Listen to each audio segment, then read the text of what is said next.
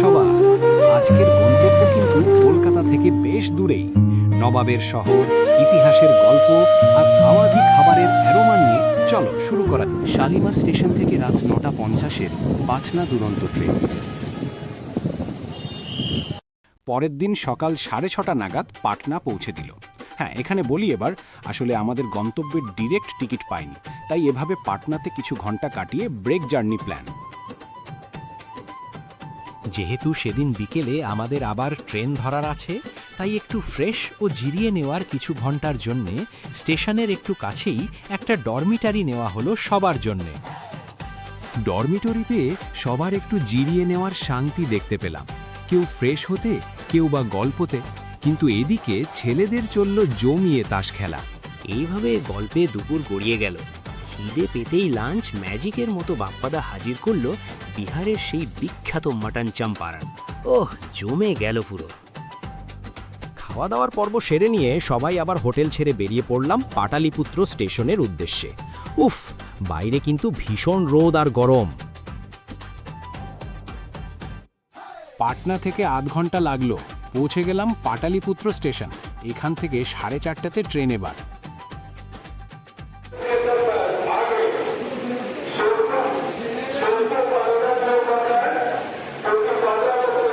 কয়েক ঘন্টা ট্রেন লেটের এই সুবিধায় ভোরবেলা শেষমেশ পৌঁছে গেলাম নবাবের শহরে। হ্যাঁ, লখনৌ। এটাই আমাদের এবারের ট্যুর, দেখতে থাকুন আরও।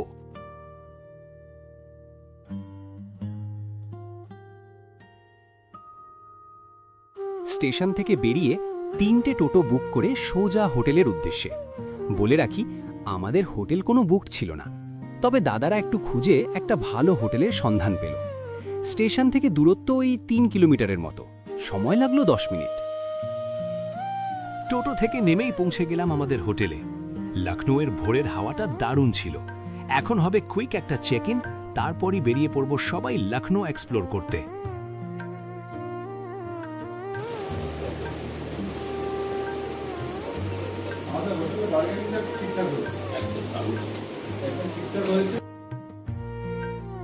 এখন একদম রেডি সবাই, এবার এই শহর এক্সপ্লোর করা শুরু।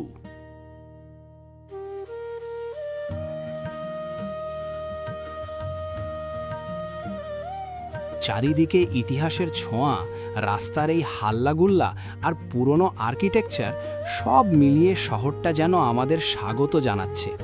লখনৌয়ের গলি মানেই ইতিহাসের জাদুঘর। টোটোতে বসে এই পুরনো শহরের ভাইবসটা কিন্তু দারুণ লাগছে। যেহেতু আমাদের নাইট জার্নি পর হোটেলে চা, কফি, বিস্কিট ছাড়া তেমন কিছু পেটে নেই, তাই ব্রেকফাস্টের জন্য আগেই চলে এলাম লখনৌয়ের এই বিখ্যাত খাবার দোকানে। চলো, লেটস ইট ফার্স্ট।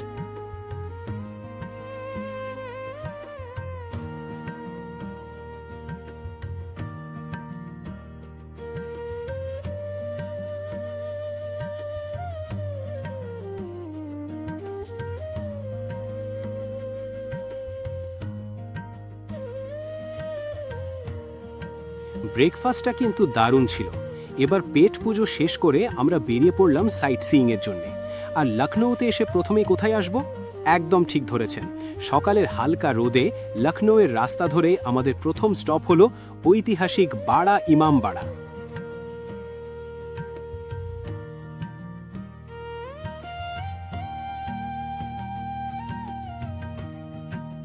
আমরা এখন দাঁড়িয়ে আছি লখনৌয়ের সবচেয়ে বড় ঐতিহাসিক নিদর্শন বাড়া ইমামবাড়ার সামনে। 1784-তে নওয়াব আসাফউদ্দৌলার তৈরি এই বিশাল স্থাপত্য দেখতে সত্যি অবাক লাগে। শুনেছি এখানকার ছাদটা নাকি কোনো পিলার ছাড়াই দাঁড়িয়ে আছে। চলো, এখানকার কারুকার্যগুলো ভেতর থেকে দেখি।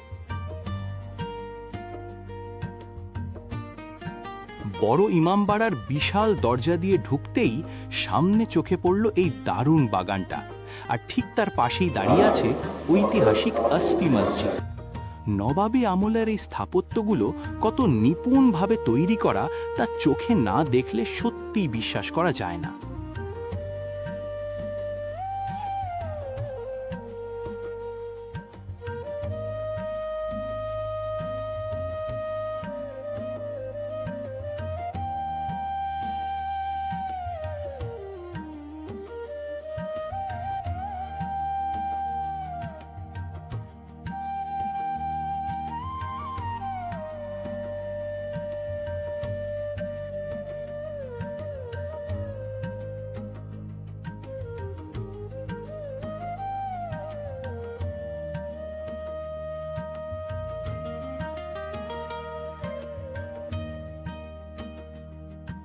আমরা ভিড় এড়িয়ে কেটে নিলাম অনলাইনে কম্বো টিকিট।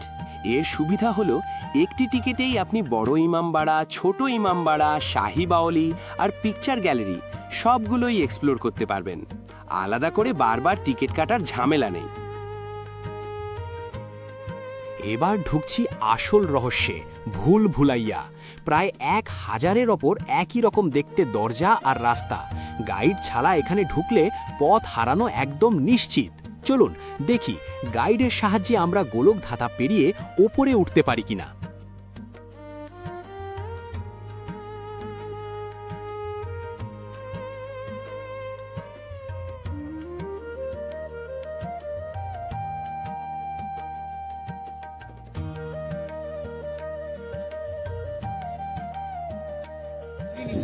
सीन ऐसे ही था, पहले यहाँ होना था, जब यहाँ मना किया हमारे लखनऊ में जामा सीनियर तारीख है जो वहाँ फिल्माया गया था। पिक्चर में सीन ऐसे ही था। अब आप ছাদে আসতেই চোখের সামনে ভেসে উঠল দারুণ একটা প্যানোরামিক ভিউ। একদিকে রুমি দরওয়াজা, অন্যদিকে বিশাল মসজিদ। নবাবদের সেই শহরের ঐতিহ্য এখন আমাদের চোখের সামনে। This is just breadth taking.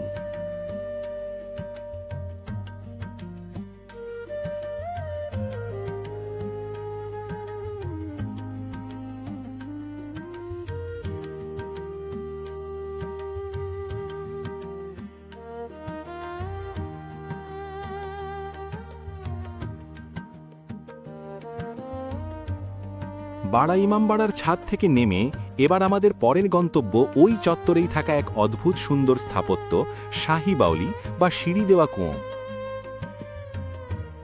এটি মূলত একটি স্টেপওয়েল বা সিঁড়িযুক্ত কুঁয়ো। নবাব আসিফ উদ্দৌলা যখন এটি তৈরি করেন তখন এটি রাজকীয় অতিথিদের জন্য একটা ঠান্ডা ও আরামদায়ক জায়গা ছিল। এর সুন্দর খিলান আর ধাপগুলো দেখলে প্রাচীন স্থাপত্যের তারিফ না করে পারা যায় না। এর একটা দারুণ ম্যাজিক আছে। কুয়োর জলে তাকিয়ে আপনি দরজায় দাঁড়িয়ে থাকা মানুষের ছবি পরিষ্কার দেখতে পাবেন, কিন্তু সেই শত্রু আপনাকে দেখতে পাবেন। এক কথায় বলতে পারেন প্রাচীনকালের সিসিটিভি ক্যামেরা।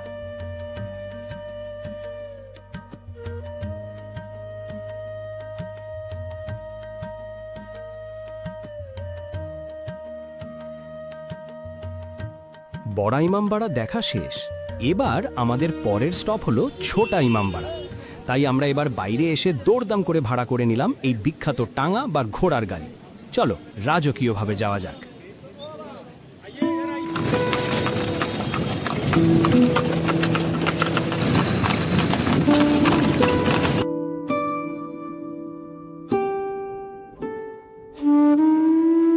লখনৌয়ের ঐতিহ্য এই টাঙাতে বসে রাস্তা দেখা একটা আলাদাই মজা। ঘোড়ার খুরের আওয়াজ আর এই পুরনো শহর জাস্ট অসাধারণ লাগছে।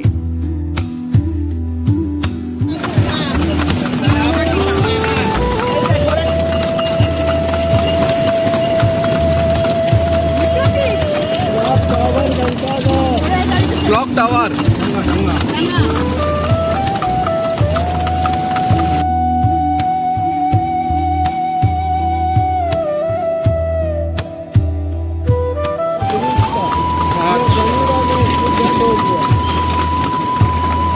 ये रानी साहिबा चांद देखते थे।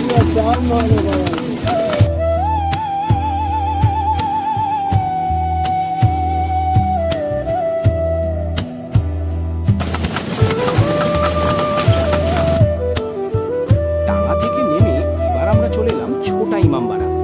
একে কিন্তু প্যালেস অফ লাইটস বা আলোর প্রাসাদও বলা হয়। নবাব মোহাম্মদ আলী শাহের আমলে তৈরি এই জায়গাটার সবুজ বাগান আর আর্কিটেকচার সত্যি চোখ জোড়ানো।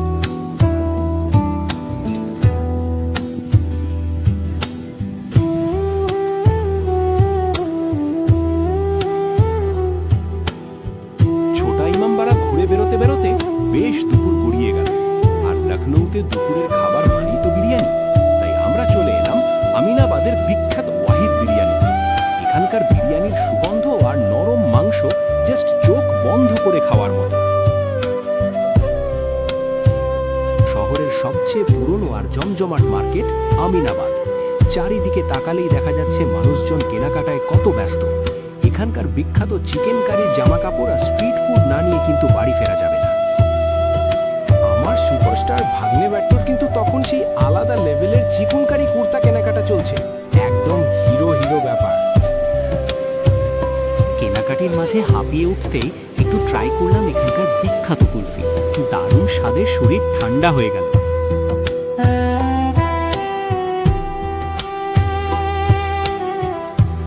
অনেক শপিং এর পর এবার আমাদের দিন শেষ করছি একদম রাজকীয়ভাবে।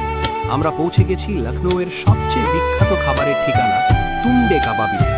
দেখুন পুরো গলিটা কেমন আলোর মালায় সেজে উঠেছে, হাজার হাজার মানুষ এখানে খেতে আসে। ডিনারটা তাহলে সেরেই ফেলা যাক।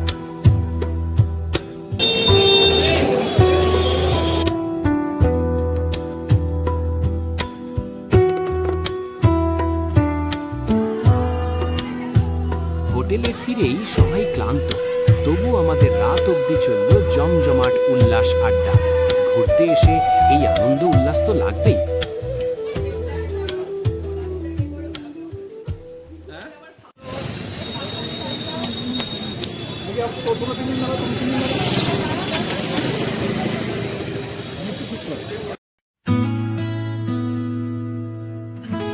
পরের দিন সকালে আমরা বেরিয়ে পড়লাম শপিং এর জন্য। আজ সকাল থেকে যে যার মতো ঘুরবো, খাবো, এইসবই সকাল দুপুরটা কাটানোরই প্ল্যান।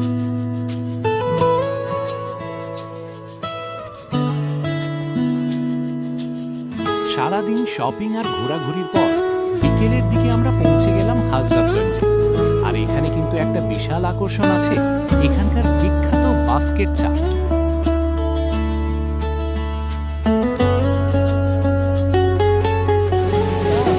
বাস্কেট চাটের কথা বলার পর এবার আমরা পৌঁছে গেলাম সেই জায়গায় যেখানে এই সবচেয়ে বিখ্যাত হযরতগঞ্জের রয়্যাল। এখানে ঢুকতেই দেখা গেল এখানকার জমাও। চলো দেখি।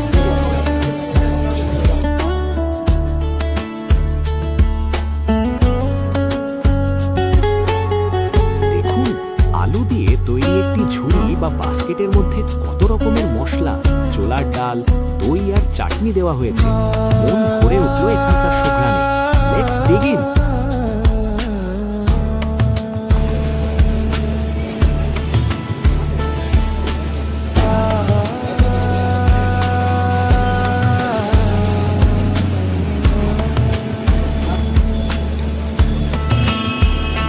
আমাদের বাঙালিদের কিন্তু ফুচকা একটা ইমোশন।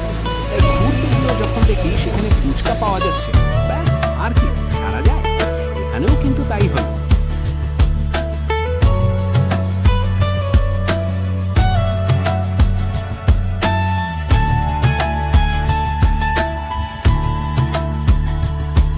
হযরতগঞ্জ থেকে এবার আমাদের গন্তব্য গোমতীনগরের বিখ্যাত আম্বেদকর মেমোরিয়াল পার্ক।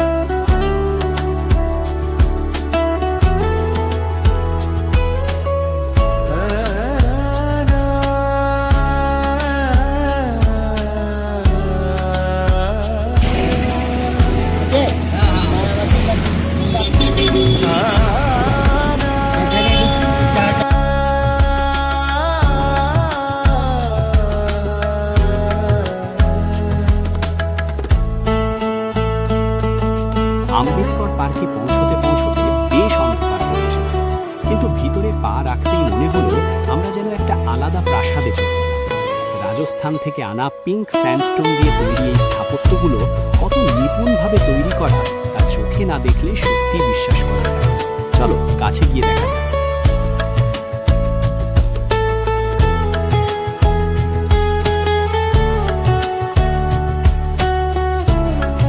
শুনে অবাক হবে, 160 একর জায়গা জুড়ে তৈরি এই বিশাল পার্কটির পরিকল্পনা কিন্তু 1995তেই শুরু হয়েছিল এবং 2008 সালে উত্তরপ্রদেশের প্রাক্তন মুখ্যমন্ত্রী মায়াবতীর আমলে এটি সাধারণ মানুষের জন্য খুলে দেওয়া হয়।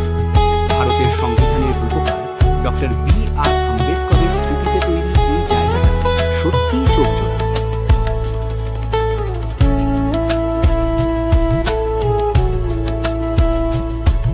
আম্বেদকর পার্ক থেকে বেরিয়ে এবার আমরা আরেকটু দেরি না করে চলে এলাম বিখ্যাত রুমি দরওয়াজার চত্বর।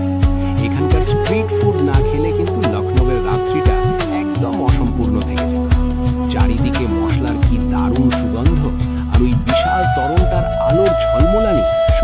চোখ জুড়ানো।